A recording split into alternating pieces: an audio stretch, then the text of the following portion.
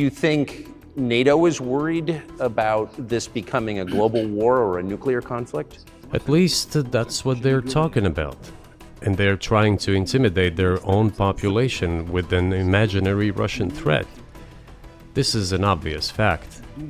And thinking people, not Philistines, but thinking people, analysts, those who are engaged in real politics, just smart people understand perfectly well that this is a fake. They're trying to fuel the Russian threat. The threat I think you're referring to is a Russian invasion of Poland, Latvia, expansionist behavior. Can you imagine a scenario where you sent Russian troops to Poland? Only in one case, if Poland attacks Russia. Why? Because we have no interest in Poland, Latvia, or anywhere else. Why would we do that? We simply don't have any interest. It's just threat-mongering. American journalist Tucker Carlson's interview with Vladimir Putin has taken the internet by storm. With more than 100 million views on Elon Musk's X platform, Tucker Carlson has achieved what no other Western journalist had been able to since Putin's invasion of Ukraine began in February 2022. An interview with the Russian president, and a 2-hour-long one at that.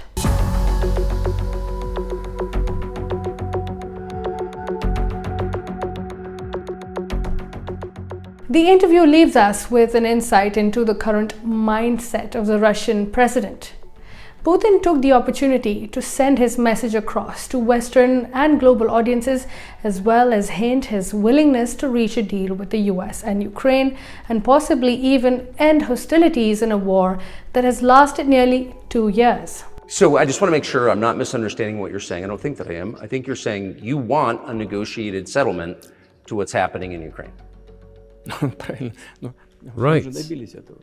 And we made it. We prepared a huge document in Istanbul that was initialed by the head of the Ukrainian delegation. He affixed his signature to some of the provisions, not to all of it. He put his signature and then he himself said, "We were ready to sign it and the war would have been over long ago, 18 months ago. However, Prime Minister Johnson came, talked us out of it, and we missed that chance." Well, now let them think how to reverse the situation. We're not against it. It would be funny if it were not so sad. This endless mobilization in Ukraine, the hysteria, the domestic problems, sooner or later it will result in agreement. You know, this probably sounds strange given the current situation. But the relations between the two peoples will be rebuilt anyway. It will take a lot of time, but they will heal.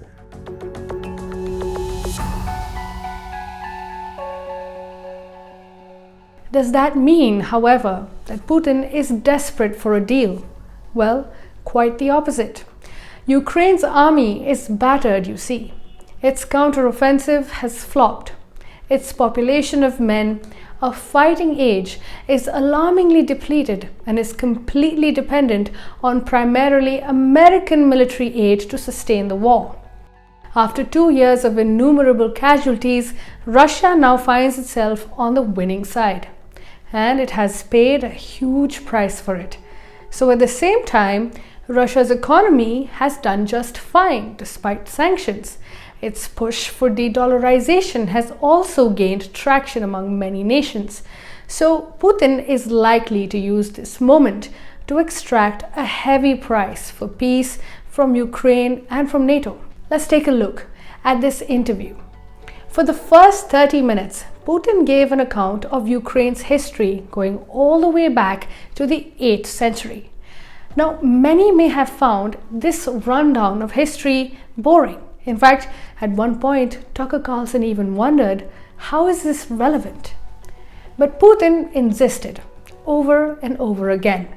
This was important to him, and that holds a message for all of us. Essentially, Putin's attempt was to describe Ukraine as an artificial state and lay out the basis for his objectives on the battlefield. he described the deep-rooted cultural, linguistic, political, and people-to-people ties between Kiev and Moscow, and how Ukraine's independent national identity was fabricated in a long process of Ukrainization. Putin describes how in 1922, the Bolsheviks and their revolutionary leader Vladimir Lenin established, and I quote, a Soviet Ukraine which had never existed before.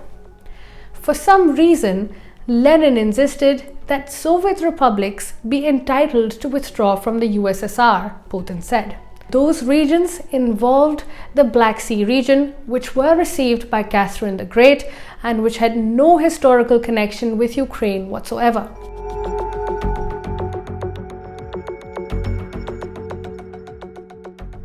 So what's going on here?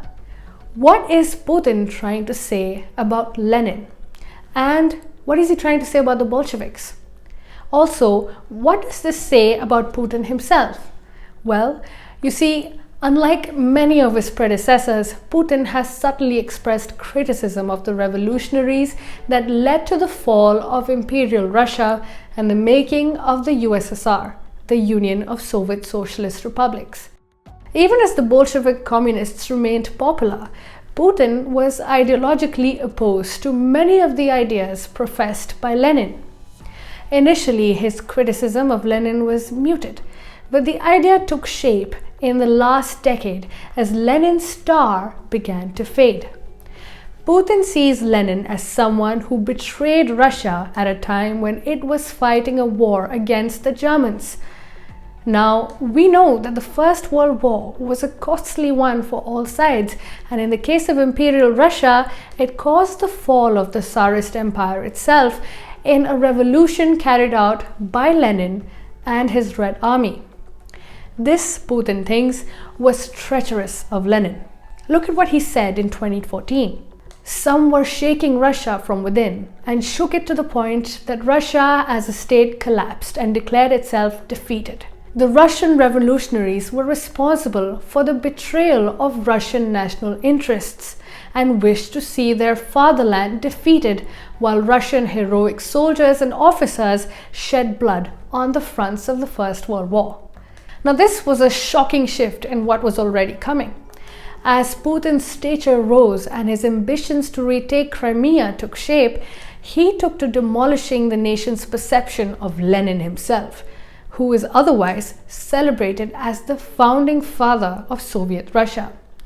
Just days before launching the so-called invasion of Ukraine, Putin said, "Modern Ukraine was entirely created by Russia, or to be more precise, by Bolshevik Communist Russia."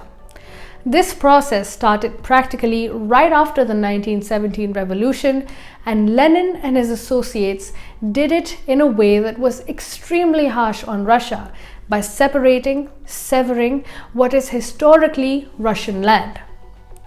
This, Putin said, was worse than a mistake, and in Putin's mind, his invasion of Ukraine is righting this wrong. Now, this view forms the foundation of Putin's objectives in Ukraine.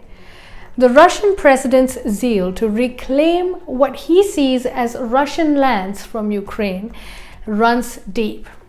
In the current context, that would mean all of Ukraine on Dnipro's left bank and its Black Sea regions. But Russia has not fulfilled this objective yet in terms of areas that it has seized control of during the war. Moreover, during an election year, it is unlikely that Joe Biden will hand over any concessions to Putin, and it is unlikely that Ukraine will do a deal with Russia without the USA's nod. So is the Russia-Ukraine war really close to an end? Or are we going to see it flare up and continue into the future?